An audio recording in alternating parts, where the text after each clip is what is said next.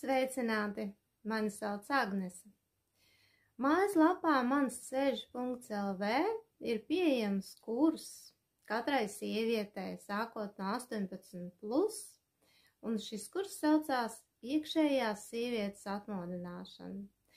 Tas ir domāts kurs jebkurai tātad sievietei, lai viņa kļūtu laimīga, lai viņa uzplauktu, lai viņa atbrīvotos no savām iekšējām, uzkrātām, negatīvām emocijām un lai dzīve mainītos uz pozitīvo pusi.